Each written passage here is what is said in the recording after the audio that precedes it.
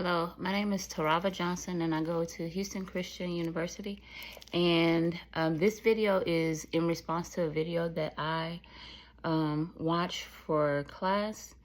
One of the questions that we needed to answer about the video that we watched about trauma and our response to trauma, one of the questions was, what are the needs and challenges of the heroic phase? And during this phase, disaster survivors may encounter deny the impact the disaster is having on their homes. They may deny the impact that it is having on them and on their families. They use extraordinary ways to protect their homes and families. They stockpile community assets. One of the ways that I have seen someone try to protect their home, it was during the last storm that we had, and he had put so many like sandbags and a lot of things in his yard to protect his home from being damaged during the flood. And that was the first time I had ever saw like one person like do their home like that.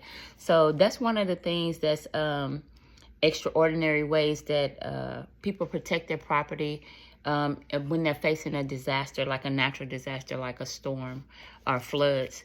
And a sense of community together, as that helps them get through the disaster together, like a sense of community, of coming together, helping each other out, those type of things.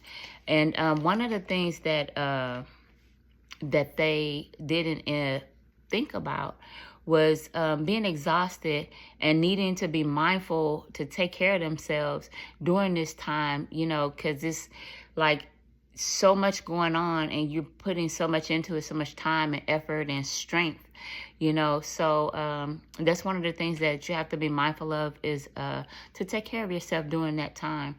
And they were not being realistic about the length of time for the recovery. So this was a time where people grew spiritually or questioned God about why was this happening, or why was this happening to them. During every phase, people were often open to be more spiritual.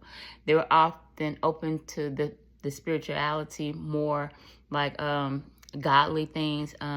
Most Christians were eager to assist with the recovery, emotionally in denial about the long term of the situation. Denial ways that they were using to cope with those skills. Denial was a coping mechanism to deal with the gravity of the disaster and the work needed during those phases. And like I said again, in those phases, self-care is critical during the heroic phase. The second question I needed to answer responding to the video, the honeymoon phase. The honeymoon phase can include a crash point. And I needed to know like who, when, and why this may occur. So disaster survivors may feel the following, sometimes unrealistic feelings during this stage. Great gratitude. Everything is going to be okay. Focus on feel-good stories and trying to get back to normalcy if possible. The crash point happens when the heroic phase ends and the honeymoon phase begins, because they're exhausted and worn out. Young and old are the most at-risk population in disasters like Hurricane Katrina. Workers were having medical issues and due to all of the stress of the recovery efforts.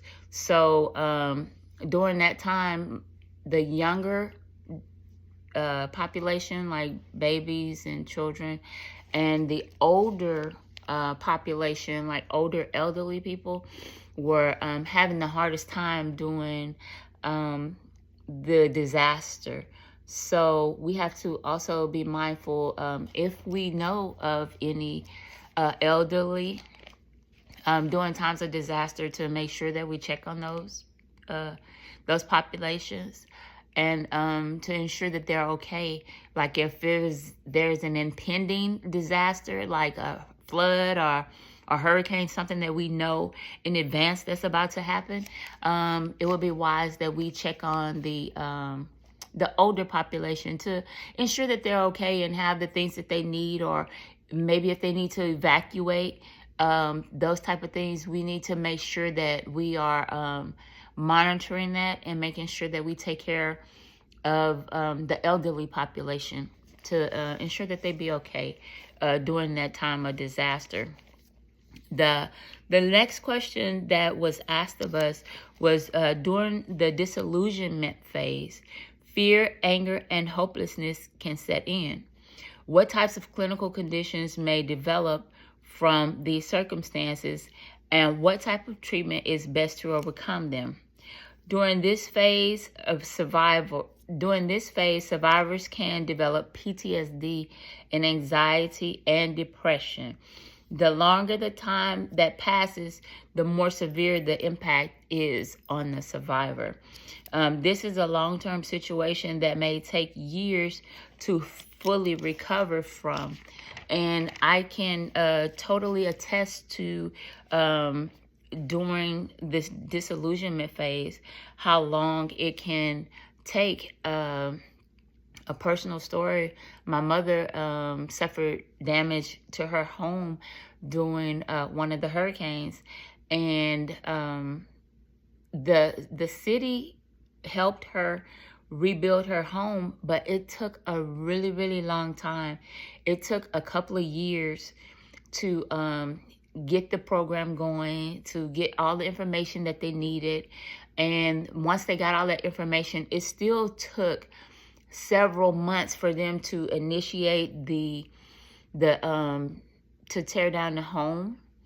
And after that, it was a process of waiting for them to start rebuilding the home once they tore it down, because they tore it down and it took a long time for them to start building it back.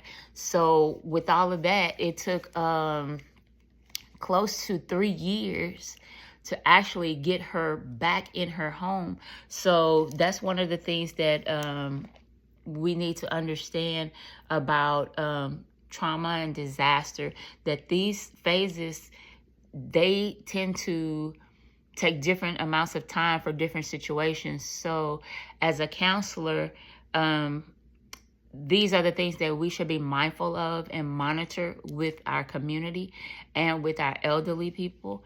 And just be mindful that in a disaster or a trauma situation, those things usually take time. And everybody's not the same, and everybody's situation is not going to take the same amount of time that another person would in that same situation. So we have to be mindful to make sure that we take care of ourselves as providers and also caregivers, to make sure that we are doing self-care, and to make sure that we are monitoring those things as well. So again, my name is Tarava Johnson, and this is my video in response to the video that we had to watch for our class. Thank you.